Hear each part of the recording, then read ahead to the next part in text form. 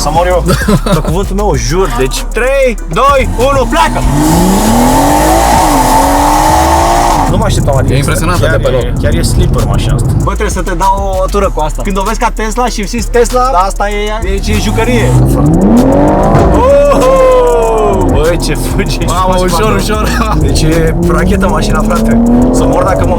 Băi, ești de bun. Dar uite, când te uiți așa pe YouTube la mașini puternice, nu-ți dai seama, dar... Nu simți ce e înăuntru, nu? Se simte altfel. Așa. Salutare, dragi prieteni, sunt Andy Popescu și astăzi facem un vlog cu... Mihai Ciobanu.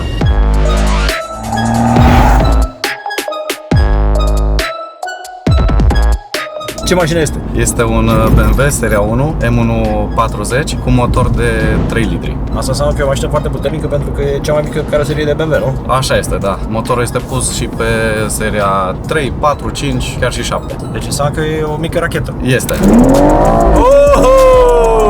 Mamă, a doua, acum a fost plană. Mamă, ușor. Deci e rachetă mașina, frate. Să mor dacă mă...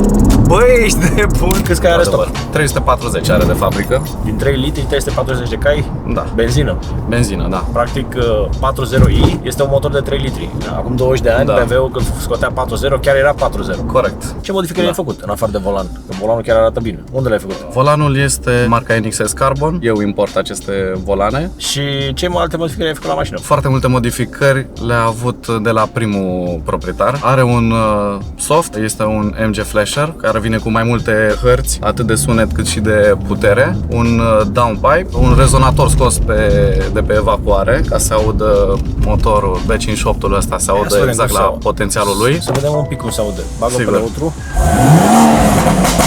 Oho. Trage atenția, se aude. Și am auzit că scoate și flăcări. Așa este, da. Are și o hartă de flăcări. Asta mi-a plăcut foarte mult la tipul ăsta de soft. Direct din niște comenzi de volan eu pot să modific harta atât de putere cât și de sunet. E cam rigidă de suspensia. Este destul de rigidă, într-adevăr. Am simțit acum la grăbița Da, asta. față de un Seria 3 sau un Seria 4 este mult mai închegat. E mai sportivă, e mai de curse. Exact. Eu la asimilez foarte bine cu un kart. Cât a costat mașina? În jurul de 35.000 de euro. Cam scumpă. Din ce ani e? 2017. La asta costă foarte mult pentru că motorul e foarte puternic, nu? Este foarte puternic și este unul dintre cele mai fiabile motoare scoase de BMW. Plus că, fiind pe această caroserie, este destul de special, mai ales că și mașina este un X-Drive. Tot pachetul ăsta o face destul de specială. Și ce mașini ai avut înainte? Am mai avut un Seria 1 de 2 litri diesel biturbo și 3 Seria 3-uri, toate 2 litri diesel.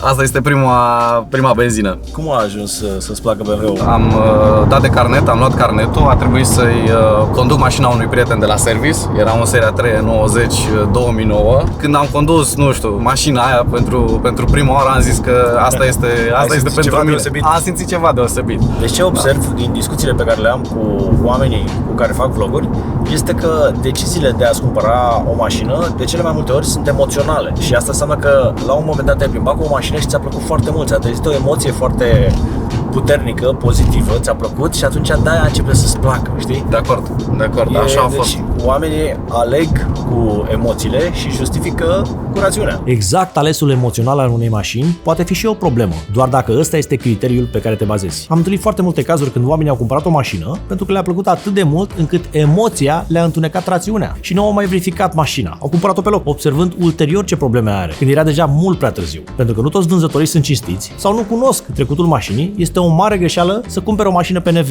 fără să o verifici, pentru că poate ascunde și accidente sau kilometri dați înapoi. Și cea mai simplă metodă să verifici o mașină este online, pe Car Vertical, chiar înainte să te întâlnești măcar cu vânzătorul. Dacă deja ești cu vânzătorul și îți place mașina, doar scoți telefonul, bagi seria mașinii și ai acces la tot istoricul mașinii. Uite aici, de exemplu, un raport Car Vertical care te-ar calma instantaneu de entuziasmul de moment. Să zicem că vrei să-ți faci un slipper și cauți un Seria 1 mai vechi și dai de M135-ul ăsta. Avea 240.000 de kilometri curați până în 2022, iar dacă acum are 160.000, care este standardul internațional pentru Samsar, e clar că are manevră la kilometri. Și uite, pozele astea ar trebui ori să te liniștească, ori să tragi bine de tot prețul jos. Lovită bine pe partea șoferului și a stat atât de mult pe bară încât a făcut și mușchi. Airbagurile sărite la pasageri și șoferi, roata lipsă, tabla smuță de tot. Spatele totuși a scăpat nevătămat, dar fața e zdrențe. Mai vrei să cumperi așa ceva după ce vezi raportul ăsta? Dacă totuși vrei și ești mulțumit cum e reparată, ai pârghie să negociezi prețul foarte mult în jos cu raportul în față. Uite ce simplu este să scapi de o țeapă cu un raport de vreo 70 de lei obținut pe loc. Dacă vrei să verifici și tu o mașină înainte să o cumperi sau dacă ești curios de trecutul mașinii tale, ia-i seria și intre pe linkul din descriere sau folosește codul Andy Popescu pentru că așa poți obține pe loc 20% reducere la orice verificare. Și acum, hai să continuăm vlogul cu BMW-ul. Câți ani ai? 30 de ani. Și cu ce te ocupi? Eu mă ocup cu comerț online, mai am o agenție de creație. E mai nou business-ul acesta cu volanele de carbon. Deci te ocupi cu volane. Și cât e un volan de ăsta? Acest model ajunge undeva la 1400 de euro. Dacă eu, de exemplu, vreau un volan, în cât timp îmi vine? 2-3 săptămâni maximum este gata, este pregătit. Dar și trebuie pus să pe dai mașină. Da, Nu-ți bineînțeles, da. Cât de avans? Avansul pe care îl percep este 50%.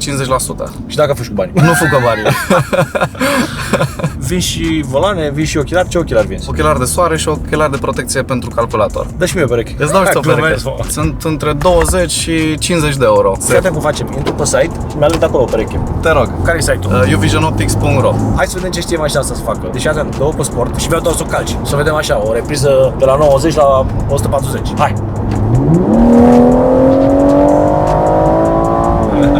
Dacă începe să-mi plac. Gata, că am sus și am sus 40, da, deci fuge. S-a dus repede peste. Trebuie să recunosc că mi-a depășit așteptările. Deja că scam când e motor de 3 litri, dar așa, văd că... Da, eram foarte curios de percepția ta și cum simți tu mașina asta. Bine, a fost doar un simplu sprint. Da, dar oricum eu simt, adică am totuși, nu sunt chiar așa de prost, am ceva experiență cu mașini. Da, eu de asta eram curios. Normal, te-ai dat cu atâtea mașini. Da. Vreau să văd cum se simte uite că motorul ăsta. E bine că totuși încă mă mai surprind mașinile. Deci ea avea 335 de cai standard, 340 de cai. 340 de cai. Și la cât ai adus în optică sau la cât ai luat? În momentul de față are 440 de cai. Deci 100 de cai ai dat. Da, cu un stage 2. Și greutate, o avea O tonă, da, are o tonă 520-540, nu mai știu sigur. Dar fiind X-Drive, atul ei este plecarea de pe loc. Pleacă foarte repede și... Îți dai seama, Tesla are 2 tone jumate. La 160, Da, din 5000 de ture, urcă. E rachetuță. Da, motorul ăsta e foarte potent. Este același motor pus și pe Toyota Supra, Da? ales de Mr. Toyota. Da? Nu, da. Pe asta ultima, nu? Da, nu Da, degeaba l-o fi ales el. E slipper asta.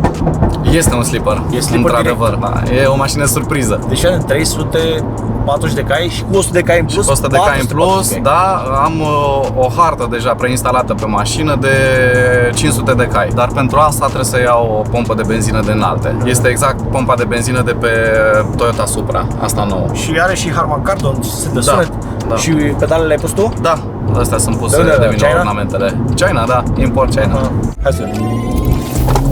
20, 40, 60, 80. Suta! Câte secunde crezi că are suta? 3,6 în condiții optime și Băi, ești doar nebun. cu mine în mașină. 3,6 e Da, X-Drive-ul face...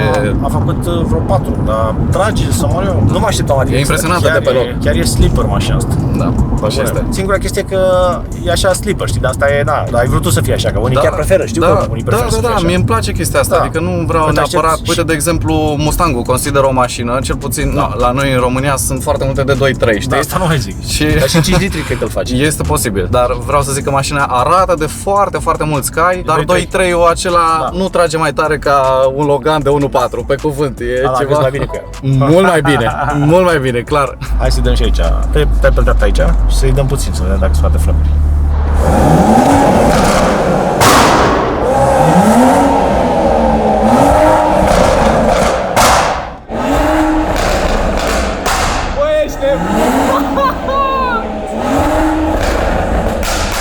Mi-ai distrus urechile, să mor eu.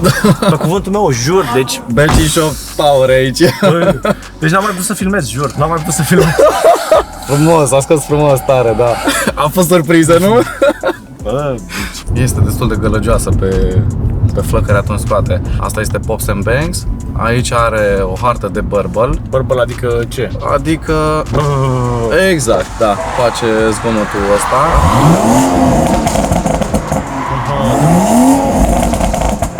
Are o hartă unde are combinate Pops and Bangs cu Burble-ul. Dar ce se arată acolo 1, 2, 3? Aici sunt hărțile de Și se arată pe- sunet, se dar arată eu le pe știu pe de tarometru. rost. Da, Se arată pe tarometru. Harta 2 2, 1, 0, 3 Aha. și 4 stop. și 4 stoc. Hai să mergem mai de 1, 0, 100.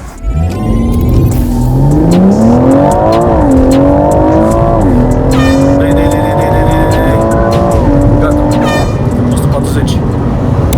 Acum e Sport Plus, da? Cutia mai trebuia Sport Plus și e perfect și flăcări și tot e potențialul maxim. E potențialul maxim. Da. Nu ne încurcăm cu modul Cu jumătăți de măsură.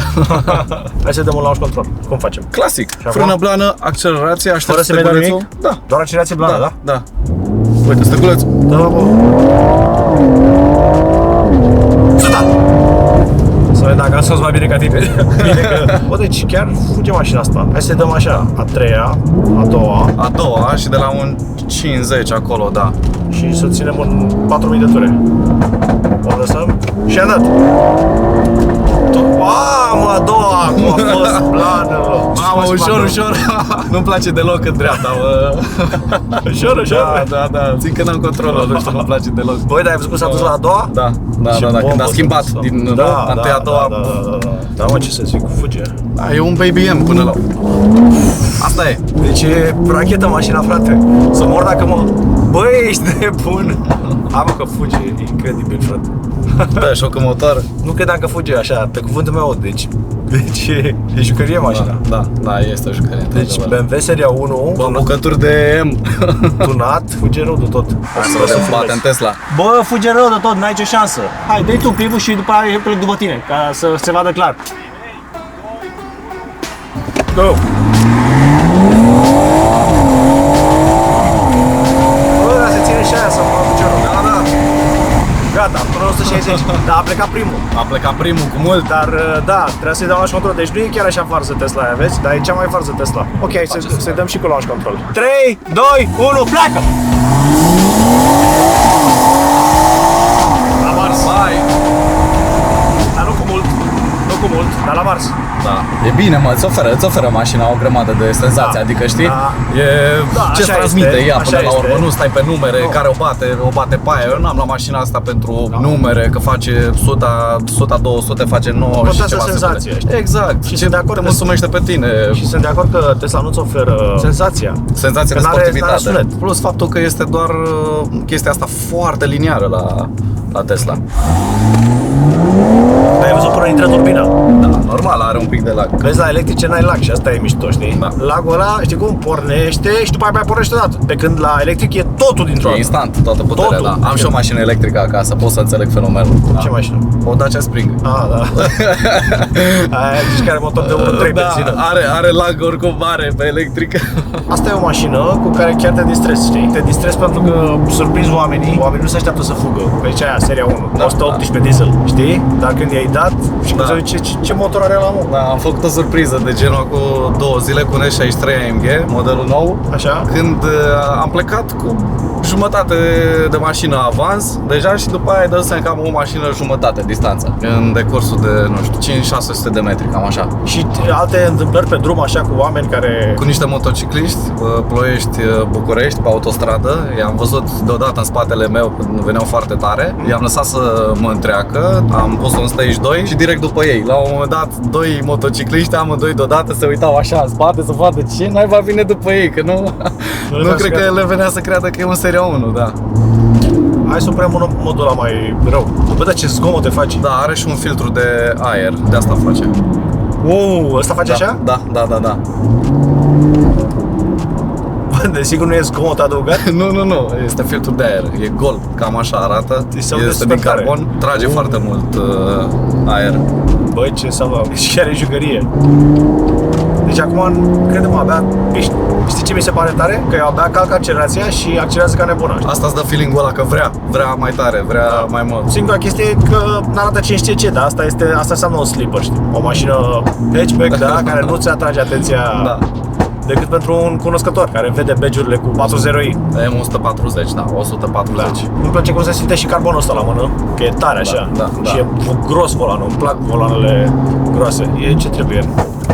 mă gândă faptul că poți să vinzi volanul tău, știi? Ții volanul de ăsta și îl vinzi pe al tău și mai ai niște sute de euro. Da, și plus că nu stai cu mașina, să aștepți după ea până este gata tot procesul, că durează totuși. Direct. Nu se fac de pe o zi pe alta. Îți vedem la deal.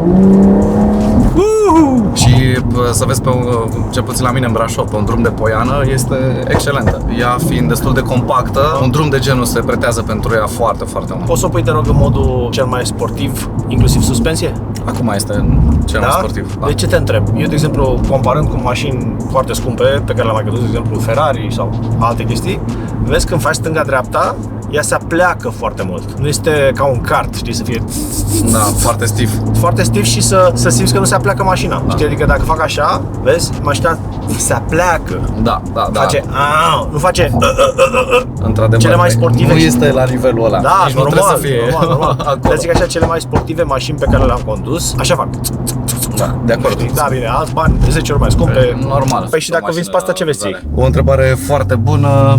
Dacă mă întrebi astăzi, îți zic o variantă. Dacă mă întrebi peste 3 zile, îți spun altă Și care mașină. sunt așa în mare mașinile la care te-ai gândit? Mi-ar plăcea tare mult un M5 E60 V10.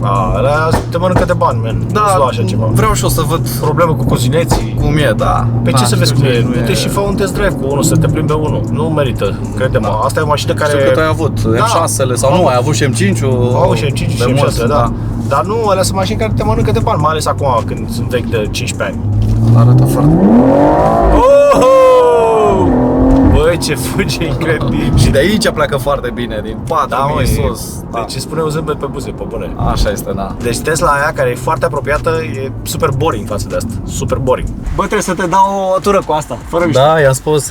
Deci, auzi, când o vezi ca Tesla și simți Tesla, da, asta e jucărie. Asta e. Uite ce frumos pleacă. Auci. Bum. Abia calci puțin pedala și se duce super tare, știi? Adică chestia asta cred că e dată din soft. Poți să te dau pe harta stock să vezi dacă vrei o diferență între cum a tras până atunci și cum a tras până acum. 0 e stage 2 și 4 e stock. E mai leșinat acum, vezi? Stock are un 360, cam așa. Da, e mult mai leșinată, știi? Uite, Este. așa. Da, lasă-o că îmi plăcea așa cum era. Asta zic și eu, la fel o țin și eu pe stage 2. Mamă, cum se duce. Spun că Ia nu... uite pe ăștia. Exact. Salut! Are 4 uși? Da. Se urce, nu? Hai, nu vă urcați? Haide, vă ducem noi. Hai și pe partea cealaltă. Nu mă apărăm pe vlog? Câți cai are mașina asta?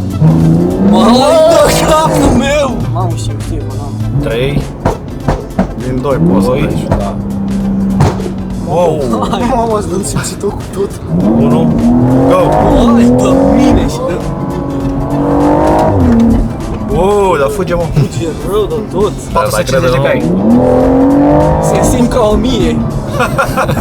Dar uite, când te uiți așa pe YouTube la mașini puternice, nu-ți dai seama, dar... Nu simți ce când e ești în înăuntru, ea, nu? se simte altceva. Așa e. Ziceți că BMW-ul ăsta e cea mai puternică mașină cu care ați fost?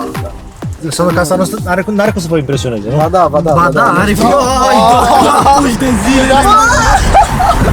Retrag tot ceea ce am zis. Hai de mine! Credeți că trage BMW-ul ăla? Hai de mine! Nu se compară! Trage BMW-ul, domne, trage!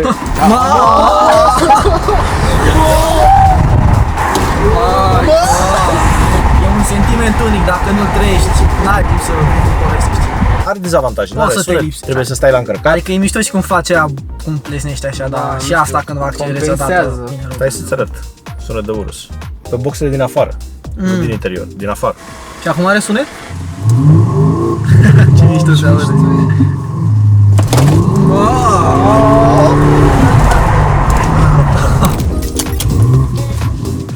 Ia, auzi, mă, astea Păi, sunt avem presă. tobelele, boxele, nu? Boxele din exterior, Da.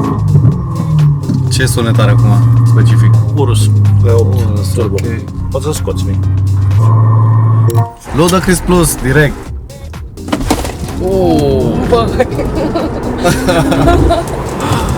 Asta era schema, nu? Fii atent în altă parte că plecăm rău de tot. Vrei să-i dau la 40? Da, 40. Mam! Mama, același lucru, e incredibil. Și asta gândește că nu e plaid. Mamă, ai văzut? Scârți. Da. stai respirația pur și simplu, deci eu nu am respirat la accelerațiile astea. Zici că toți ca aia din azi odată, mă, frate, jur, e... Da, și îți dă toată puterea, na. Da, ce să zic, poate ușor mai tare ca Seria 1. Dacă vrei să verifici și tu o mașină înainte să o cumperi sau dacă ești curios de trecutul mașinii tale, ia-i seria și intre pe linkul din descriere sau folosește codul Andy Popescu pentru că așa poți obține pe loc 20% reducere la orice verificare.